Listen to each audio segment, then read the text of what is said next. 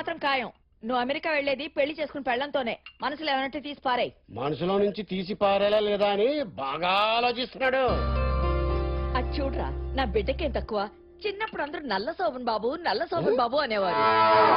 అసలు నా బిడ్డ మాటి మాటికి నా బిడ్డ నా బిడ్డ అనుకు. అందులో నా పార్టిసిపేషన్ కూడా ఉంది. అదిగో ఆ ఫోటో చూడండి. వీడి ఫ్రెండ్స్ ఆ రేలంగ్ నరసింహరావు, ముత్యాల సుబ్బయ్య, బోయన్ సుబ్బారావు అందరికీ పెళ్లిళ్ళు అయిపోయాయి. ఊరుకోవే, నా పక్కన ఉన్న నాయర్ ఇంకా అవ్వలేదు కదా.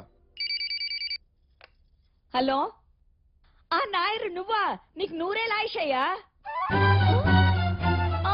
నాయర్కి ఏమైందమ్మా? నాయర్కి నాయర్ కూడా పెళ్లి ఫిక్స్ అయిపోయిందంట్రా. రే నాయరు, కంగ్రాట్స్ రా. నేను ఇక్కడ హైదరాబాద్ లోనే ఉన్నాను రా. ఇంత సడన్ గా పెళ్లికి రావడం అంటే కష్టం రా. నేను అర్జెంట్ గా బయలుదేరి అమెరికా వెళ్ళాలి. ఇలాగే చెప్పారు. అరే బా, నేనురా బాచిని. నీ పెళ్లికి నీ రాకుండా పెట్టరా ఏంటి?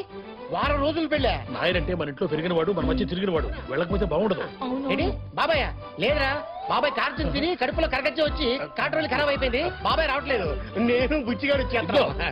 అరే, కేరళకు వెళ్ళి సినిమాలో తప్ప డైరెక్ట్ గా ఎప్పుడు చూడలేదురా. పనిలో పని షట్లని కలిసి సెకండ్ ఇచ్చి వచ్చేస్తాం. అది కాదురా నిజం.